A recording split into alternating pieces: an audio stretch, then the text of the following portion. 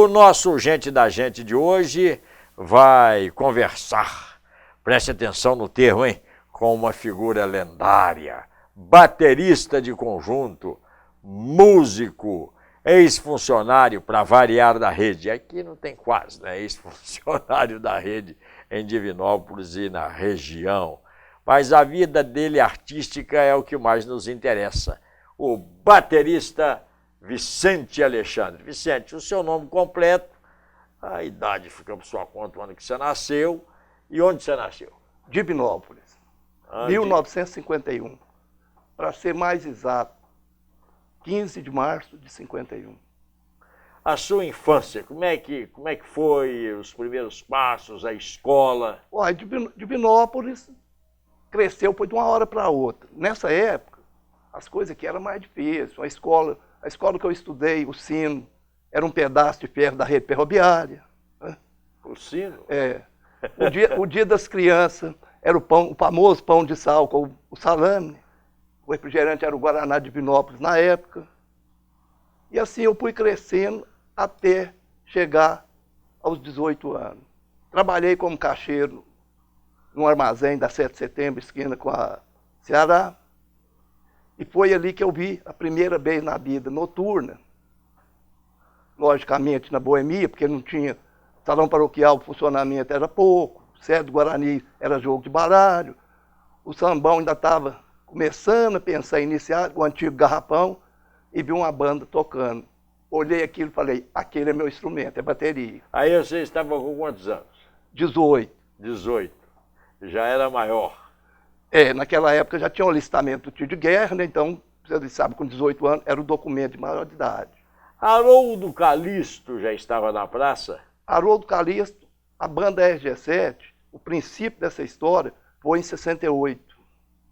Existia um engenheiro da ferrovia, casado com a Edith Parreira, que tinha uns instrumentos. Haroldo veio de Cláudio, e Cláudio era padeiro, foi trocador de ônibus da empresa Sebastião Daldegan, e aí o Haroldo, com mais o contrabaixista, resolveu trocar uma besta, um fogão a gás, que era da mãe dele, ela trocou os instrumentos da Edith Parreira. Aí nascia a banda RG7. O Haroldo já nasceu meio maluco, né? Foi, aquele Haroldo é incrível. Aquele Haroldo trabalhava dia e noite. Eu nunca vi um caboclo com coragem e bom de serviço igual o Haroldo. O Haroldo falava assim, eu quero, eu vou fazer, e fazia. Fazia do jeito dele lá, como fazia, mas fazia. O Haroldo foi o primeiro aqui em Divinópolis a sair daqui e comprar instrumentos em São Paulo. Que era uma coisa praticamente impossível. E era caro na época, né? Não, caro e difícil. O crédito era uma coisa do outro mundo. Como é que você fazia? Não existia cartão de crédito. Celular, se tivesse aqui não tinha só lá nos Estados Unidos. Então não tinha nada. Você às vezes conseguia comprar um chamado fiado só aqui, né? E era difícil. Porque hoje montar uma banda é coisa simples. Eu vou aqui na Serenata em Belo Horizonte, no Shopping Serenata, vou comprar lá uma bateria, 5 mil, 10 pagamentos de 500, estou com o meu instrumento. O contrabaixista vai lá, faz o mesmo, outro faz o mesmo, outro faz o mesmo. A banda montada. Naquela época não tinha isso, não tinha recurso nenhum. Para você conseguir um microfone de alta qualidade, você tinha que ir em São Paulo. Ou você ia lá e comprava, ou alguém trazia. Então, aí comecei a acompanhar o pessoal da banda. Eles ensaiavam, estava lá olhando. Fui chegando, igual o mineiro faz, devagarinho. Pelas beiradas. Sentava-se no instrumento de vez em quando a turma não tinha. E foi pelejando. O Haroldo perdeu o músico, que era o baterista. Falou, vamos tentar com você, meu filho, vai ser o jeito. Você é mesmo menino? Aí eu já estava no tiro de guerra, em 70. Tem os retratos, você vai ver, com o cabelo cortado. Tem o primeiro baile nosso ali no salão paroquial, que foi um filme de terror. Ensaiei uns 90 dias, foi no Aguabaia. Salão paroquial lotado, num sábado. Ninguém mais subia. 10 horas começava o baile, acabava às 3. Na primeira música eu já entrei errado. Nossa. Você lembra qual foi a primeira música, então? Milionário. Ah, eu lembro. Era a música de abertura. Exatamente. The Cleveries. Era o Milionário, é com a música de entrada. Eu já entrei atravessado. Nossa. Quando acabou o baile, o contrabaixista olhou para mim e falou assim, ó, você dorme. sonha um tiquinho com bateria, porque tá muito ruim, viu? Aquilo foi uma morte. Nossa. Antônio Altivo estava começando no mercado. Larguei aquilo ali para um lado, passei a acompanhar o outro. Você largou? Não, foi só que à noite trouxeram um outro baterista lá de volta. E falou, não vai ter jeito, não. Fiquei uns 6 meses pagiando o Altivo. O menino lá sai de novo. E vem o Haroldo, chegando fim de ano, final do tiro de guerra, e vem o Haroldo. Não, só vamos fazer um teste para ver se vai, porque o outro lá deu cano.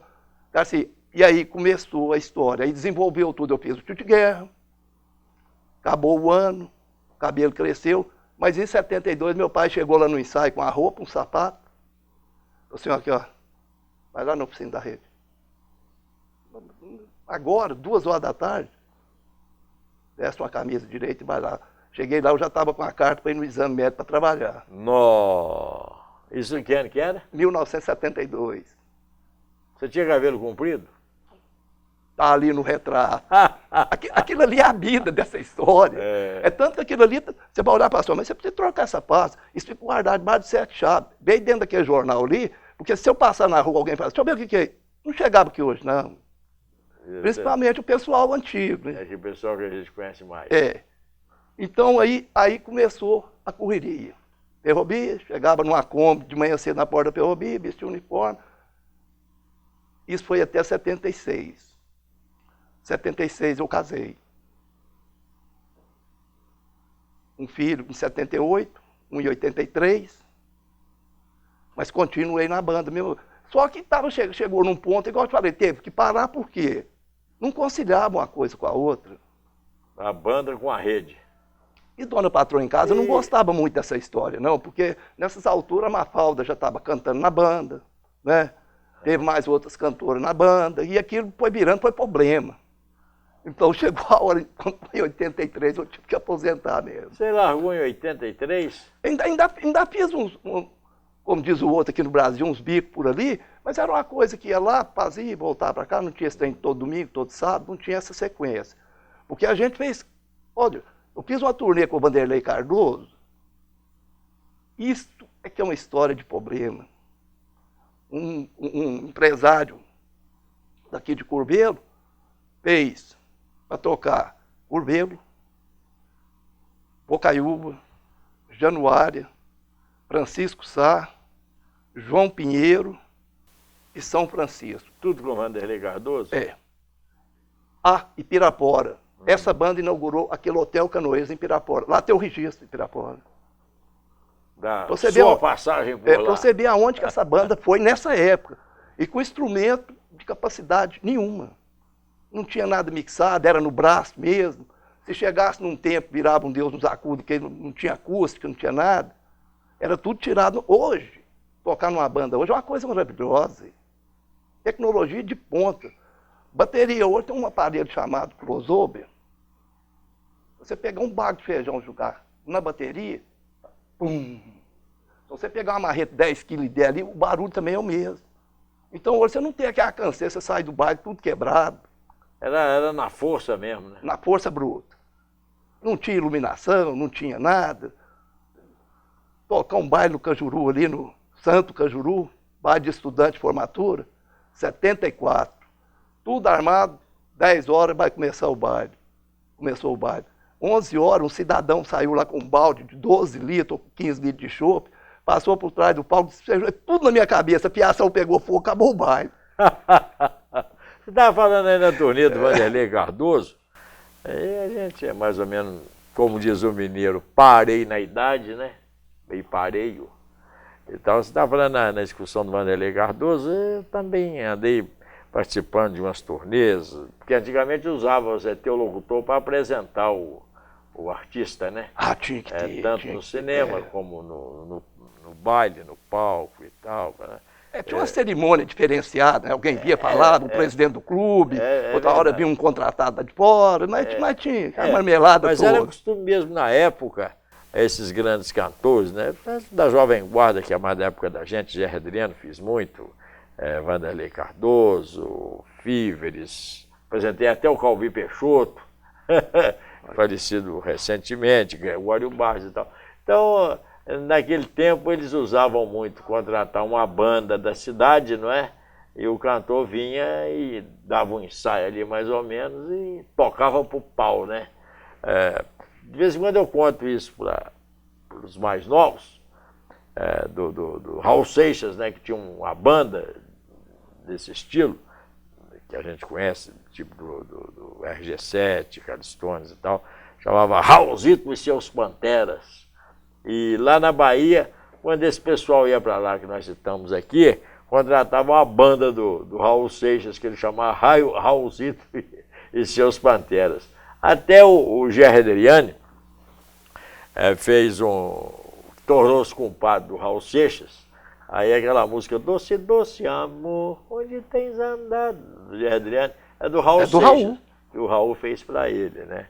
E hoje você chega, tudo eletrônico, como você disse, o problema da bateria. A facilidade é outra. O órgão toca sozinho, por computador. Microfone que apina a voz do cidadão. Microfone, bota a voz do jeito que você quiser, mais fina, mais grossa, mais grave, mais aguda.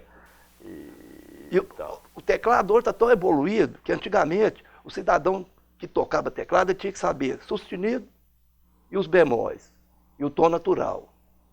Tinha que ter um conhecimento, né? Hoje, tinha que ter. Hoje, muita gente toca teclado com maior facilidade, sabe por quê? Chama transbordo, que chama a palavra mais ou menos.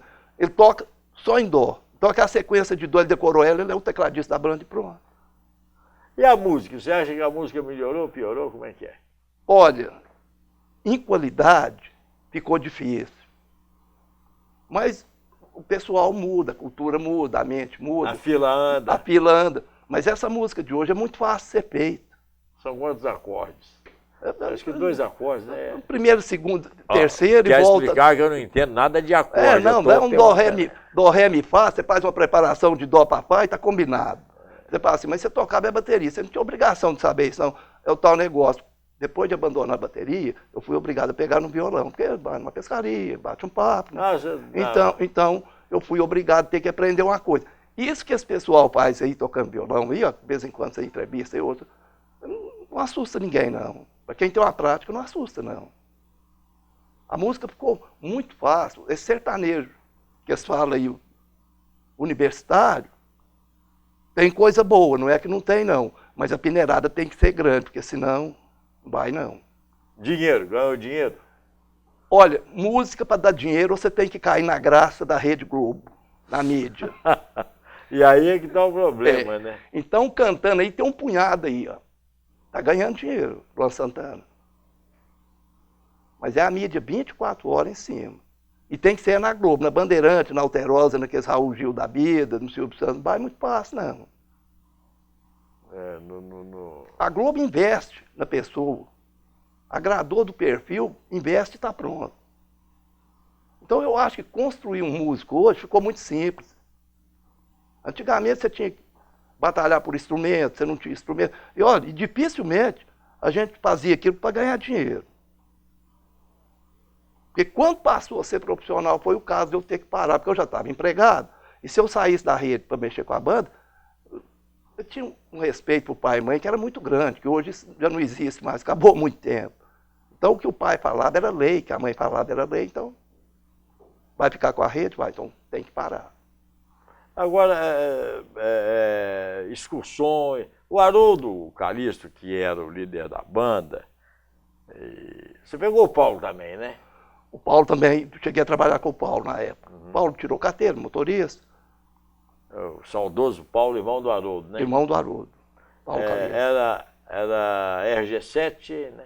Calistones primeiro. Aí tinha RG7, dimensão 7. Tinha o primeiro quadro e o segundo quadro. Eu passei por um, passei pelo outro, até cheguei no Samanta, do qual você vai ver ali no registro. Porque isso tudo tem que falar e tem que ter registro, tem que ter Samanta documento. Band. O próprio Fernando. Bom patrão também, não posso reclamar, não. O Haroldo toda a vida foi muito aventureiro, né? O Haroldo mexeu com música, mexeu com clube, mexeu com futebol, tentou ser goleiro, eu nunca vi um goleiro tão ruim. Frangueiro. O Haroldo veio escutar e ver na televisão. Era dono da bola, né? Dono do time, como é que nós ia fazer? Mas tem uma outra passagem nessa história, apresentação do Vanderlei Cardoso em Pirapora. Primeiro no cinema e depois lá para a inauguração do hotel e Boate Canoeira. E entrou a turma da banda. E o cinema não tinha jeito de mexer de tanta gente. Vanderlei Cardoso, aquele loideiro, bom rapaz. Né? Bonito, bonitão. A época chamava atenção, não tinha jeito, era a música da época. Usava né? calça vermelha, assim, que era um escândalo. Né? E ele nós entrou pela frente, ele entrou pelo fundo com a polícia. Cantou uma hora e meia de música lá, a polícia tirou ele, e para nós sair lá de dentro desse cinema, você vê que confusão, saiu correndo, tropeçando, e o povo pega. Você vê bem que isso não existe mais hoje. Pega assim pra... Queria autógrafo, se deixasse, rasgava roupa, uma coisa estrondosa. E teve uma passagem em Januária também, o palco era muito baixo. O sujeito chegou com aquela época, a nota daquele tamanho, 500 mil cruzeiros. Dinheiro na época tinha zero toda a vida. Falou com ele assim, canta o bom rapaz. Ele falou com o cidadão assim, ó, aqui o repertório está pronto, eu vou cantar de acordo com o repertório. Não, vou te pagar, canta o bom rapaz primeiro. Ah, não vou cantar coisa nenhuma, resolveu, largou o pau, quase que nós apanhou. Nossa. Aí ficou pior. E o Bom Rapaz era uma música de grande sucesso, né? Ele vazou e alguém gritou lá, pega a banda. Pronto, aí, olha, eu já passei cada um, que você nem imagina. Mas foi bom, valeu. Valeu a pena, né? Eu acho que a coisa mais importante da vida é você fazer o que você gosta. Dinheiro é outra conversa, né? Dinheiro é outra coisa. Se puder, quanto mais, melhor, né? Mas se não puder também, você se satisfaz através daquilo que você está fazendo. Porque o que a gente ganhava na banda, que a banda ganhava, a banda tinha que mudar, tinha que comprar teclado novo, tinha que comprar... Então a maioria daquilo era investido na banda. Você fala assim, mas alguém pensou num futuro receber aquilo? Não se fazia isso. O Haroldo perguntava a todo mundo, gente, nós estamos precisando de um teclado, a banda lá do concorrente, o rival, comprou um, nós não podemos ficar para trás, tem que comprar um igual ou melhor. Tinha isso em Divinópolis também, concorrência de banda. Eu ia tocar no salão paroquial, a banda do Astrodero, do Altivo, estava lá, assim, ó, em pé. Vigiando. Errou, eles comentavam. Mas quando ele estava lá, o time também estava lá. Todo mundo olhando. Errou, comentava. Então ainda tinha essa concorrência ainda. Agora, o Haroldo toda a vida foi muito trabalhador. Nessa concorrência de pegar mais dessas coisas, ele ganhou de todo mundo enquanto pôde. O Haroldo conseguiu tocar em Coronel Fabriciano um baile de Minas Gerais. O Nicolau Neto era o produtor na época. Do Estado de Minas. O NN Promoções, ó, pra você ver bem. Ele tinha uma agência, né? Era jornalista do Estado de Minas, o Nicolau Neto, e tinha uma agência. Esse Haroldo conseguiu tocar esse baile. Que era uma consagração, Coronel Fabriciano. Né? Era, garoto. O baile ainda chamava, era preparo do Miss Minas Gerais, Garota Piscina. Isso era uma coisa famosa, não era qualquer banda que ia lá, não. O Haroldo conseguiu isso. Então o homem... Era realizador, né? Era. Vamos falar assim, como empresário em matéria de música, ele fez tudo o que queria e o que não quis. Vicente, na sua época, quantas bandas tinham aqui? Tinha RG7, Astrodélio, que era a banda onde a Mafalda participou primeiro, e tinha os Astronautas do Antônio Altivo. O Antônio Altivo até ainda é vivo ainda. A banda acabou tem muitos anos, acabou bem primeiro. E tinha o Samanta, que veio de Nova Serrana. O Fernando mudou para Divinópolis. O Fernando é de Nova Serrana, era sapateiro. Chegou aqui, virou empresário. É o dom, né? Essa banda Samanta também fez um sucesso. Samanta rodou essa Minas Gerais para tudo quanto é lado. Mas eu acredito que o RG7 fez mais vantagem. E continua fazendo ainda. Ainda existe, né? O RG7 continua funcionando com a Ana Paula, me parece que é a sobrinha do Haroldo, filho do Paulo. O Haroldo ainda viaja, alguma coisa assim? O Haroldo ultimamente está indo de Divinópolis Clube fazer churrasco. Passei para lá, de vez em quando eu encontro com ele no banco, nós entramos na fila do idoso, eu ainda falo com ele, nosso tempo, hein, padrinho? Eu fui padrinho do Haroldo de casamento. Então a consideração é muito. Não, isso eu não conheço de longos anos. E essa história da banda RG7 e os músicos, dá uns 3 programas aqui, ainda vai se pautar a história. Muitos músicos, né? Morreu alguns, né? Porque que trabalhou comigo, o Isaltino morreu, o Sorreis morreu, o Baldivino morreu, o Boliche do Armazém morreu, o Tuti, que era do Ostrodero, morreu. Marquinhos Donojardo, um pequenininho, que foi o primeiro baterista do RG7. Foi o primeiro baterista, do RG7. O velho, da Minalto, foi o primeiro guitarrista. O velho da Minalto. O velho, esse fala é velho. O velho. O velho também mexeu com tudo quanto há, né? Até hoje arranha e mexe aí com... O Baltinho da Faculdade do Chopp, não sei o quê. Tá sempre por ali fazendo um trabalho. O Baltinho da Mobiliadora Sabassi também. Ainda faz uns forró ainda. Era o tecladista da banda na época. E o guitarrista, então, o último, trabalhou muito tempo na prefeitura, o Reni. Antônio Oscar de Paula largou a banda. Trabalhou numa empresa no Alto Catalão, hoje trabalha na igreja, continua tocando o violão dele também, tranquilo. E essa mudança, a gente está falando inclusive na continuidade do RG7, essa mudança que deu bruscamente na música e tal, tem que se adequar ou então mudar de ramo, né? O que acontece na nossa época, continua acontecendo. Envelheceu, você tem que procurar seu time. É a orquestra Vereda Tropical, né? Você chegou a tocar fora dessa área de banda? Eu cheguei a fazer um trabalho, então, na época, com o Ivan Silva. Não sei se é questão de sorte ou de coragem, mas eu aprimorei muito cedo. Eu tinha que ter começado no ramo de bateria há uns 10 anos, 12 anos. Quando eu fui, você está com 20 anos, não existe isso. Então você tem que ter uma visão, uma boa vontade muito grande para você aprimorar. Você é considerado velho, nessa idade? Não é. 20 anos? Na época? Para começar? Hoje. Não, música. Naquela época, né? Não, música não. Você acha que deveria ter começado mais cedo? Música você começa hoje com 6, 7 anos, 8. Não tem como. E não é que todo mundo que vai começar vai dar certo também, não.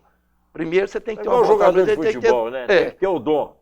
Chegou igual o Reinaldo chegou no Galo. Fez um treino para o titular. Aí eles inventam, e o fulano? Não, o fulano tem futuro. E futuro coisa nenhuma, tem futuro coisa nenhuma.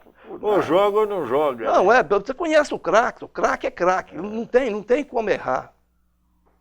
Então, eu tive uma evolução muito grande na época. É tanto que teve um atrito em Coaroto na época, por volta de 73. O Ivan Silva foi lá em casa, hein? Meu pai até assustou, falou, esse homem aqui... Ivan Silva, era uma grande figura. O que é isso? Ivan Silva tremia de novo. Mineiro frente a frente, né? Itacolomiro participou. Vamos fazer um ensaio, trabalhar comigo. Você está parado? Vamos tentar. Então tinha o caçamba, música para jantar. Então eu fiz com o Ivan Silva 4 apresentações. Tanto ele morreu, como morreu o contrabaixista. Então era o Eduardo Neves, que trabalhava na rede ferroviária também, na minha sessão. Então tem uma série. Agora, música, eu vou te falar para você. Até 30 anos você pode tocar uma banda. Passou daí, tem que renovar. Tem que botar uma pessoa mais nova. Mas um visual melhor. O Calcela ainda dá um trabalhinho, né? Olha, a gente tem um DVD aí tem 10 anos que ele foi feito. Juntou o que restou da banda RG7 dos antigos e fez.